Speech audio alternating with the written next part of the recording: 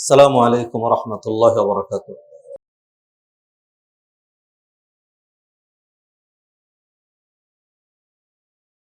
আমরা ইনশাল্লাহ ১.৫ পারা পড়বো, এতে আমাদের পারা হবে ৯ পারা ইনশাল্লাহ। আগামীকাল থেকে আমরা ১ পারা করে পড়বো। আমাদের হাফিজে কোরআন ওয়ার্ল্ড ওয়াইড বিশ্বময় হাফিজে কোরআন গুলো ২০ পৃষ্ঠায় ১ পারা হয়। ২০ পৃষ্ঠায় ১ পারা। আমরা আজ পর্যন্ত ৩০ পৃষ্ঠা করে পড়ে যাচ্ছি। আগামীকাল থেকে আমরা ২০ পৃষ্ঠা পড়বো, তবে টাইম খুব কমবে না, সর্বোচ্চ হয়তো ১৫ মিনিটের মতো কমে আসবে। কারণ রুকু, সেজদা, সূরা ফাতিহা, তাসবিহাত হুবহু তাই থাকছে, শুধু ১০ পৃষ্ঠা কমে আসছে। কিছু সময় হলে কম লাগবে, যাই হোক। আমরা আজকে সূরা আরাফ শেষ করব, এরপরে সূরা আনফালের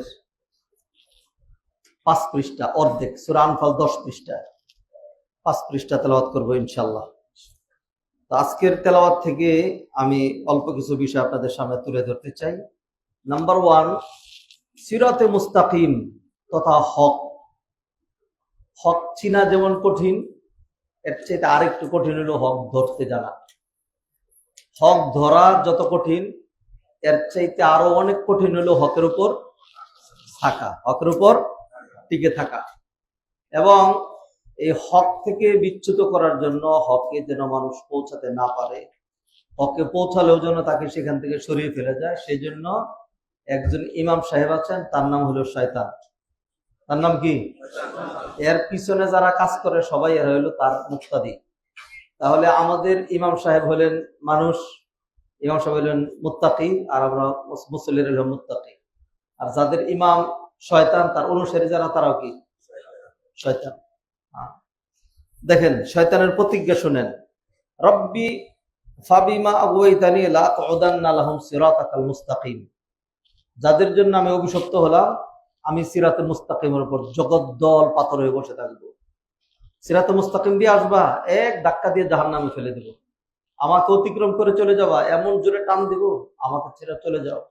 ডান দিক দিয়ে আসবো, বাম দিক দিয়ে আসবো, এমন ভাবে তোমাকে প্রতারিত করব, তুমি আর টিকে থাকতে পারবে না।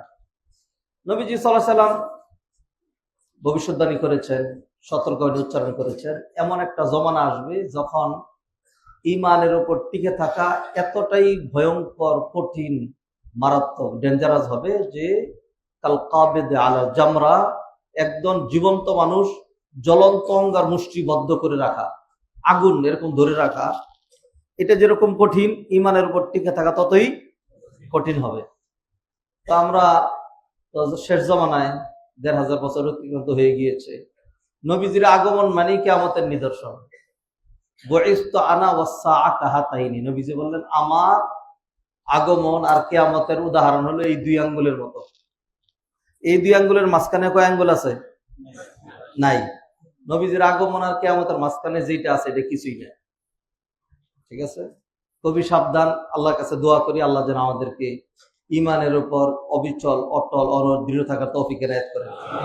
শয়তানের প্রথম যে কাজটা, সেটা হলো শয়তান মানুষকে বেহায়া বানিয়ে দেয়, মানুষকে নির্লজ্জ বানিয়ে দেয়, মানুষের পোশাক খুলে ফেলে। যেই কাজ করে শয়তান আমাদের পিতা আদম এবং হাওয়াকে জান্নাত থেকে কি করেছে? বিতাড়িত করেছে। ফাওয়াসওয়াসা লাহুমা শাইতান লিইউবদিয়া লাহুমা মা উরিয়া আনহুমা মিন সাওআতিহিমা। যেই লজ্জা ঢেকে রাখা হয়েছিল সেটা সে প্রকাশ করে দিয়েছে। এরপরে তাদেরকে জান্নাত থেকে বিতাড়িত করেছে। আল্লাহ বলছেন, এবার স্মরণ করে দিচ্ছে, যখন আদম আলাইহিস সালাম দেখলেন এই অবস্থা, যে কি রে, পোশাক খুলে গেছে, তখন তিনি দৌড় দিয়ে আড়াল হলেন, গাছের আড়ালে গেলেন, গাছের একটা পাতা ধরতে গেলেন, এটা ছিঁড়ে তিনি তার লজ্জাস্থান ডাকবেন। আল্লাহর নির্দেশে ঢালটা উপরে উঠে গেল। ঠিক ওই মুহূর্তে আল্লাহ ডাক দিলেন, ইয়া আদম আইনা আনতা, আদম তুমি কোথায়? তখন আদম বলে যে ওয়ারা আশ-শাজারা, আমি গাছের আড়ালে। আল্লাহ বলেন বেরিয়ে আসো। আদম আলাইহিস সালাম বললেন যে ও আল্লাহ, আমি তো বের হইতে পারছি না, আমি খুব লজ্জাবোধ করছি। তখন আল্লাহ সুবহানাহু ওয়া তাআলা বললেন, আলাম আনহাকুমা আন তিলকুমা আশ-শাজারা ওয়া আকুল্লাকুমা ইন্নাশ শাইতানা লাকুমা আদুউম মুবিন। আমি কি তোমাদেরকে বলে দেইনি যে শয়তান তোমাদের প্রকাশ্য শত্রু? তো আসুন আমরা শয়তানের ওয়াসওয়াসা থেকে আল্লাহর কাছে পানাহ চাইবো। আউযুবিল্লাহ পড়বো। শয়তান মানুষের খারাপের দিকে, দুনিয়ার দিকে, পদস্খলনের দিকে ডাকবে বিভিন্ন ভাবে। শয়তানের উপায় উপকরণের সীমা নাই। শয়তানের বহু রকম চেলা পেলা দুনিয়াতে আছে। ইমানের উপর টিকে থাকতে হলে আপনাকে কঠিনভাবেই থাকতে হবে, এত সহজ না। দুনিয়া নিজের ইমান আকীদা বিকায় দেওয়া খুব সহজ, স্বার্থ উদ্ধার করা খুব সহজ, আদর্শের উপরে টিকে থাকা খুবই কঠিন। শুনেন, একদম একটা আঙ্গুল উঁচু করেই বলছি, পৃথিবীতে আমাদের দেশেও এই যে আমার দিকে দেখেন, দাড়িওয়ালা, টুপিওয়ালা, রুমালওয়ালা, জুব্বাওয়ালার অভাব নাই, আদর্শওয়ালার খুব অভাব আছে। ইথিক্সের সাংঘাতিক অভাব, নীতি নৈতিকতা আদর্শের খুব অভাব। বহুত আলেম ওলামাদেরকে দেখছি আমরা একদম 2 পয়সার কাছে বিক্রি হয়ে যায়। আমরা ধিক্কার জানাই, আমরা ধিক্কার জানাই। আদর্শ চিনেন, আদর্শ বুঝেন, আদর্শের উপরে থাকেন। আদর্শ খুব কঠিন জিনিস, আখলাক, ইথিক্স, নীতি নৈতিকতা, ক্যারেক্টার।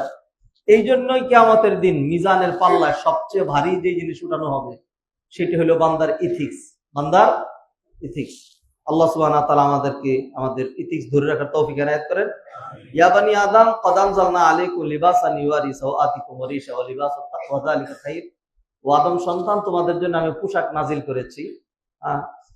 তাকওয়ার যে পোশাক, এর চেয়ে উত্তম আর কোনো পোশাক নাই। ইয়া বানি আদম লা ইয়াফতিরান্নাকুমুশ শাইতান, ও আদম সন্তানেরা, শয়তান যেন তোমাদেরকে ধোঁকায় ফেলে না দেয়। কামা আখরাজা আবাওয়াইকুম মিনাল জান্নাহ, যেমন ধোঁকায় ফেলে দিয়ে তোমাদের বাপ মাকে জান্নাত থেকে বিতাড়িত করেছে। আল্লাহ সুবহানাহু ওয়া তাআলা এইভাবে সাবধান করলেন।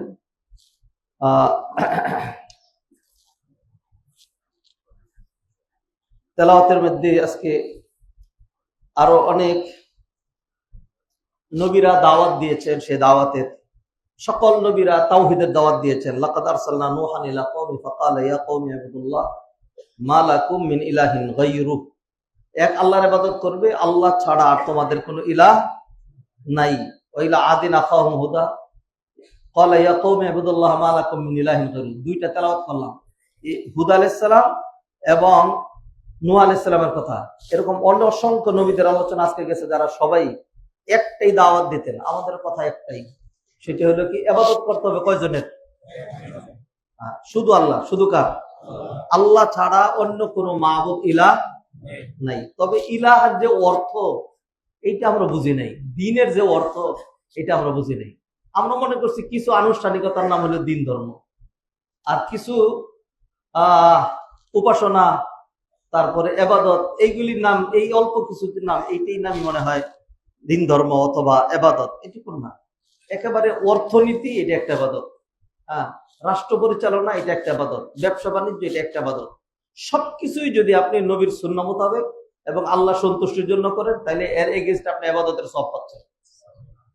দিনটাকে আমরা খুব নেরু সেন্সে বুঝেছি, এবং আমাদেরকে বোঝানো হচ্ছে। এবং এর উল্টা কেউ যদি কমপ্লিট অর্থে দিনকে বুঝতে চায়, ওরে বাবা, এইটাই হলো বড় সমস্যা। যাই হোক, তারপরেও আমাদেরকে দিন নিয়ে বেঁচে থাকতে হবে, দিন নিয়ে আল্লাহ সুবহানাহু ওয়া তাআলা তৌফিক এনায়েত করেন।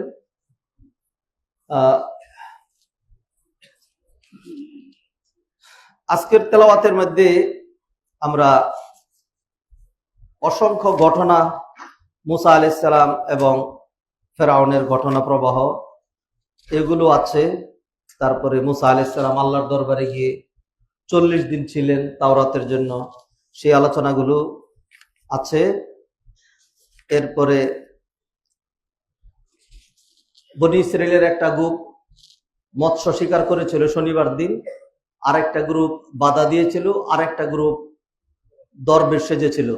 তারা বলছিল একই সমাজে ঝগড়াঝাটি করা যাবে না। আল্লাহ সুবহানাহু ওয়া তাআলা যারা নাকি বাধা দিয়েছিল, অর্থাৎ যারা সমাজে নাহি আনিল মুনকার করে, অন্যের বিরুদ্ধে সোচ্চার যারা হয়, অন্যায় দেখলে, কিছু মানুষ আছে যেমন অন্যায় দেখছে, দরবেশ এরকম করে নিচে তাকায় থাকে, কিচ্ছু বলেও না, তাকায়ও না, বেশি দরবেশ।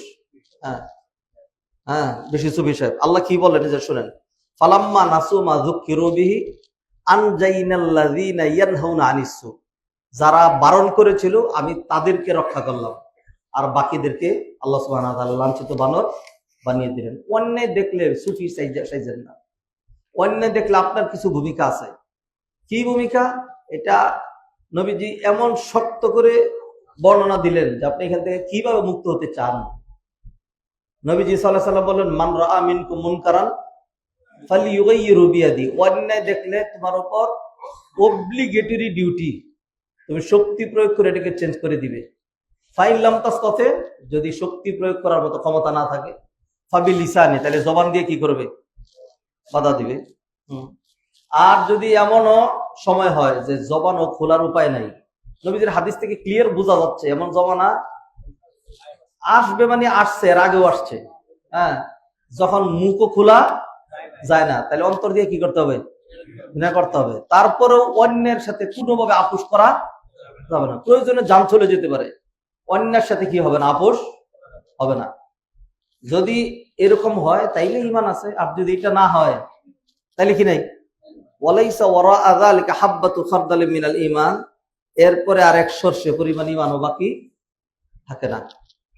আচ্ছা, আজকের তেলাওয়াতের মধ্যে জিন ইনসানদের মধ্যে কিছু মানসিকতা আল্লাহ আলোচনা করেছেন যারা গাফেল।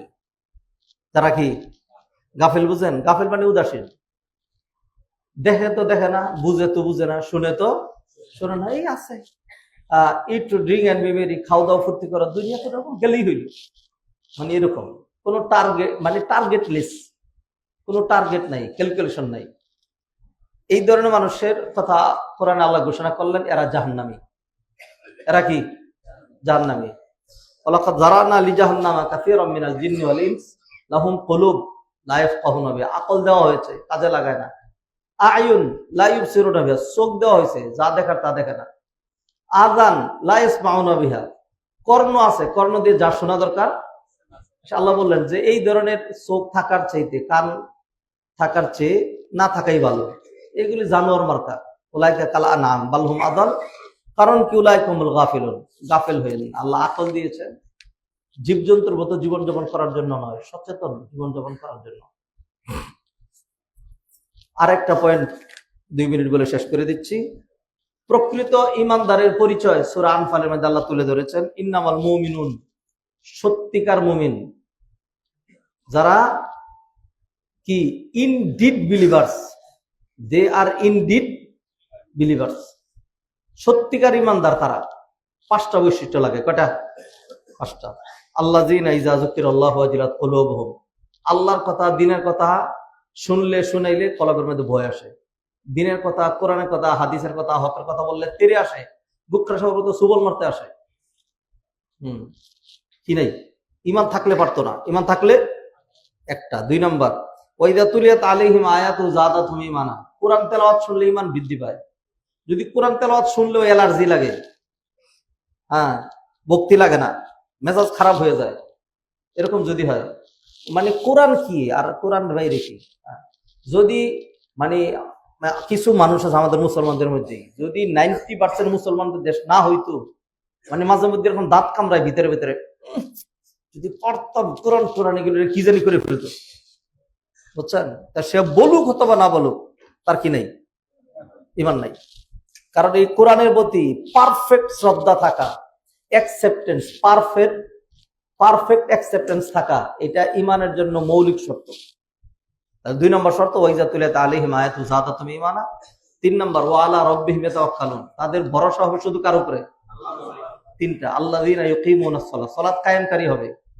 তার মানে যারা সালাত পড়ে না, সালাত কায়েম করে না, তারা নামে মুমিন কিন্তু আসলে কি না? আসলে ইমানদার না। তারপরে কি? অমিম্মা রাযাকনাহুম ইউনফিকুন, আমার দেয়া রিজিক থেকে যারা ব্যয় করতে পারে। তাইলে এরকম মনে করা যাবে না যে আমার যত সম্পদ আছে সবটার মালিক আমি, না। আল্লাহ এটা আপনার কাছে দিছেন, কিছু আপনার আর বাকিটা অন্যদের, দুনিয়ার আখিরাতের জন্য, মসজিদের জন্য, মাদ্রাসার জন্য, কাঙ্গালদের জন্য। যদি এরকম মনে করতে পারেন, এই যে 5টা শর্ত, তাইলে আপনি উলাইকা হুমুল মুমিনুনা হাক্কা, সত্যিকার ইমানদার। আর যদি এই যে 5টা কথা বললাম এর মাঝখানে যদি আপনার টলমটল থাকে, তাহলে আপনার ঈমানটা ওরকমই। আল্লাহ সুবহানাহু ওয়া তাআলা আমাদেরকে প্রকৃত মুমিন হওয়ার তৌফিক দান করুন।